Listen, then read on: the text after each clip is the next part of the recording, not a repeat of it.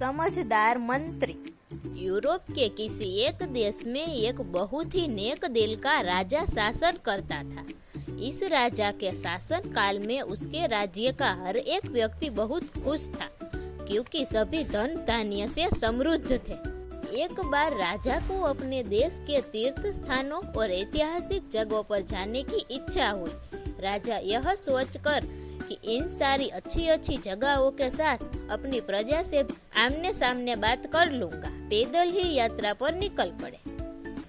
राजा कई खूबसूरत तीर्थ स्थानों और ऐतिहासिक स्थलों पर गए और अपने राज्य के बहुत सारे लोगों के साथ वार्तालाप किया।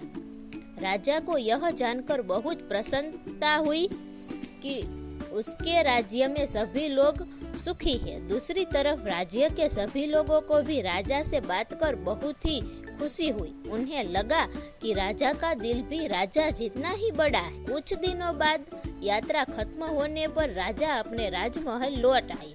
राजा ने अपने दरबार में सभी मंत्रियों को अपने प्रवास के बारे में बताया और उन्होंने बताया कि वह कितने खुश थे इस यात्रा के बाद। लेकिन उनके पैरों में असहनीय तकलीफ हो रही थी, क्योंकि उनके राज्य में जितने भी रास्ते हैं सब पथरीले हैं और जो चुभ चुभ कर पैरों को काफी तकलीफ देते हैं। राजा ने सभी मंत्रियों को यह भी कहा कि उन्हें अपनी प्रजा की चिंता है।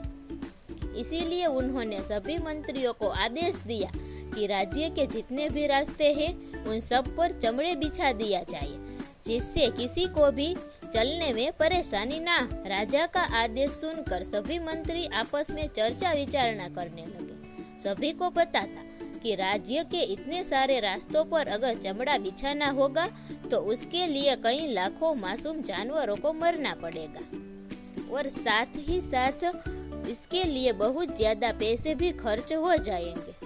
राजा के कुछ पुराने मंत्रियों में से एक मंत्री काफी समझदार था। इस मंत्री ने राजा के आगे प्रस्ताव रखते हुए कहा, महाराज, मेरे पास एक सुझाव है। क्यों ना हम हर एक व्यक्ति को उसके पैर के हिसाब से छोटा सा चमड़े का टुकड़ा पहनाए, जिससे चमड़ा हमेशा उसके साथ किसी भी रास्ते पर चलने पर उसके पैरों को बचाएगा और ऐसा करने से हम लाखों प्राणियों को मारने से और राज्य का खजाना खाली होने से भी बचा पाएंगे।